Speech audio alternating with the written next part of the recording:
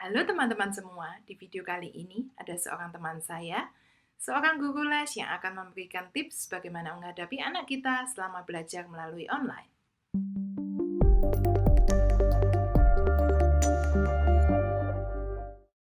Nah, kebetulan yang sering kali ada prahara istilahnya dalam perzuman ini kan anak-anak usia playgroup sama TK ya. Nah, Betul. juga ada yang tanya, gimana sih cara mengajarkan anak menulis ya? Ini soalnya menulis itu kan tangannya capek kayak gitu loh. Kadang kita lihat, aduh cuma nulis cuma satu lembar aja nggak sampai penuh aja kadang bilangnya capek. Itu gimana ya? Ada tips nggak sih kalau Oki sebagai guru les gitu menghadapi anak yang males nggak mau nulis lah? Oh, gini, caranya kita ini harus menulis itu kan nggak harus megang pensil. Kalau anak-anak itu susah memang kalau mereka bahwa mereka ini dikondisikan aku lagi belajar. Nah, mereka sudah mulai cari alasan kanan kiri. Nah, caranya jadi nggak harus pakai pensil, nggak harus pakai kertas yang kaku, tapi mulai dari bisa juga pakai cat air. Jadi coret aja, coret. Ayo kita buat trace di kertas gambar, terus kita coretnya pakai cat atau pakai spidol. Jadi pakai alat-alat yang buat mereka tuh buat mereka fun. Jadi nggak harus dari pensil apa. Nah nanti berubah. Begitu dia udah dicat, ya. Terus habis itu di spidol, terus kan makin kecil nih. Terus di pensil, di kertas, nah gitu. Terus dikasih skor. Jadi jangan lupa bahwa anak-anak kecil ini suka banget kasih skor. Jadi sudah nulis hore, dikasih bintang, dikasih smile, dikasih apalah, seperti guru-gurunya di sekolah. Makanya kenapa banyak murid atau banyak anak-anak itu uh, terdengarnya kenapa ya kalau di sekolah tuh dia nurut loh, kalau di rumah nggak nurut. Dia di sekolah tuh bisa loh, tapi di rumah nggak bisa. Nah, karena dia itu ngerti, oh kalau aku dikasih, kalau aku bisa, aku dikasih ini. Nah, kalau aku bisa, aku dikasih bintang, dikasih apa. Cuma kan kalau anak-anak nggak bisa ngomong nih, misalnya kayak, aku mau dikasih bintang, jarang. Ada beberapa anak yang kayak gitu. Tapi lagi-lagi kembali ke kalau anak kecil itu suka dikasih reward. Nah, macam-macam reward itu banyak sekali. Mulai dari pujian itu pun reward. Pelukan, aduh kamu pinter ya, aduh. Nah, anak-anak itu senang digituin. Terus anak mama yang pinter, yang ganteng, udah pokoknya keluarin semua rayuan. Biasanya gitu. Nah, betul. Jadi memang harus gombal. Jadi nanti lama-lama dia mau. Asal ini kembali lagi juga, dia itu kalau dimarahin semakin kamu ini lo nggak mau. Ya memang sih, memang mama-mama itu memang nggak sengaja sih, memang tiba-tiba gitu ya. Nah, dengan cara yang seperti itu, anak-anak tuh semakin nggak mau. Semakin, waduh, aku nih menulis nih, aku pasti dimarahin nih. Nah, dia langsung akhirnya itu kenapa akhirnya nggak mau, males dan lain-lain gitu. Jadi kita memang harus cari celah, harus celah. Jadi memang harus coba satu-satu. Kadang mungkin beberapa mama-mama tuh capek, jadi yowis ini karena nggak mau. Tapi besok coba diulangi, besok coba diulangi. Jadi nyari celah dia ini oke. Jadi nggak capek, lagi nggak kebanyakan main seperti itu. Atau nulis pun tuh bisa di tab, bisa kok. Jadi ininya diubah dulu. Jadi pertama kali pokoknya ininya mau gerak. Orang sekolah langsung kertas kayak pensil nggak harus gitu ya maksudnya. Dah harus. Jadi ya harus memang pindah nanti akhirnya, ujungnya dipindah. Jadi pokoknya intinya dia bisa menggerakkan huruf di tempat yang lain, nggak harus pensil. Nanti lama-lama pensilnya pasti bisa. Jadi dia kan ngerti dulu, nanti goresannya pasti bisa ngikutin. Gitu. Oke, kalau seputaran Zoom kayaknya udah banyak tipsnya. Nah, ini sekarang mau tanya, kalau ya.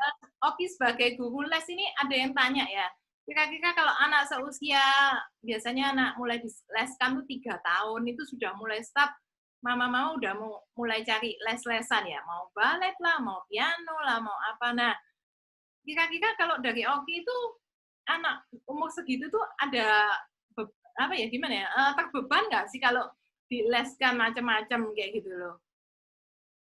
Gini, kalau terlepas dari terbeban atau enggak, itu kita harus tahu dulu apakah si anak ini itu suka seni. Ini misalnya konteksnya les seni ya. Jadi les ini dulu, menggambar atau main musik. Nah, itu harus dilihat dulu si anak ini suka nggak, itu dulu.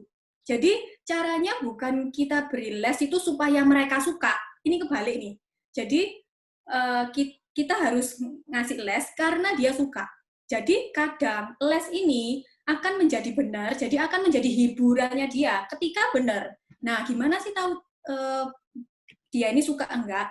Itu awalnya kita berikan mainan musik-musik.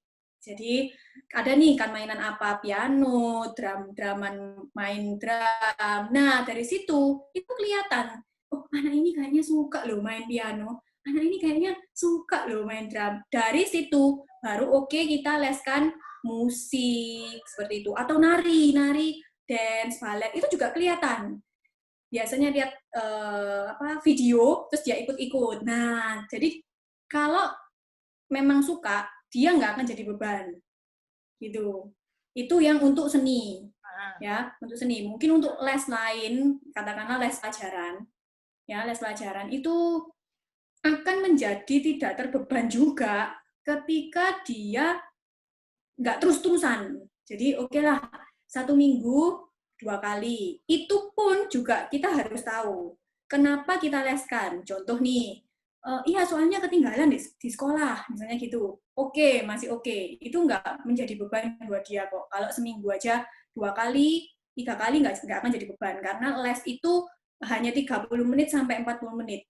Banyak guru les pun itu mereka sudah tahu caranya supaya asik, caranya supaya dengan waktu yang sebentar dia dapat, itu mereka sih masih oke. Jadi dikatakan terbeban itu ketika terlalu banyak pelajaran nih ya, itu waktunya lama dan terus-terusan. Kalau les ya. Tapi kalau aktivitas seperti musik itu tadi, dia bahkan bisa jadi itu hiburan buat dia. Hore, les main piano gitu. Jadi itu nggak terbeban. Dan lihat juga sih berapa lama waktunya. Terus untuk les-les lain, misalnya les apa ya kalau anak-anak ini? Aktivitas fisik mungkin. Apa? Gym. Itu loh apa? Renang. Biasanya renang. Nah, renang itu juga menurut psikologi anak sih, itu asik justru. Untuk anak usia TK 2-5 tahun itu asik karena apapun yang les yang berhubungan dengan fisik, itu anak-anak seneng renang, main air, itu masih oke. Kecuali nih, misalnya lesnya itu setiap hari pelajaran atau khusus matematika atau apapun. Nah, itu mungkin akan menjadi beban ketika setiap hari tanpa diimbangi dengan bermain. Jadi lesnya tuh benar setiap hari nih, tapi nggak ada mainnya sama sekali. Nah, itu akan menjadi beban buat dia. Jadi, untuk les di luar akademik sih oke. Untuk di akademik sih harus diimbangi dengan bermain di rumah. Jadi nggak masalah ya, soalnya ada juga orang tua yang khawatir misalnya nih, satu anak hari ini les balet misalnya, besoknya les piano, besoknya les Mandarin, besoknya lagi les Inggris, besoknya lagi les pelajaran misalnya gitu. Harusnya kalau dari anak gitu, apa kira-kira bisa nggak ya terbeban kayak gitu? Nggak ya harusnya, atau gimana? Sebenarnya gini, kalau ini anak usia seberapa ya? TK dulu atau ya, masih kontaknya? TK aja. Masih playgroup TK gitu? Ya, playgroup TK masih di bawah. Oke. Ya, jadi kalau yang di bawah SD itu gini, kadang nih kita harus tahu dulu juga anaknya ini feel-nya gimana. Jadi kadang itu kalau les itu kita coba dulu deh 1 minggu dia feel-nya gimana. Terus kita memang harus komunikatif.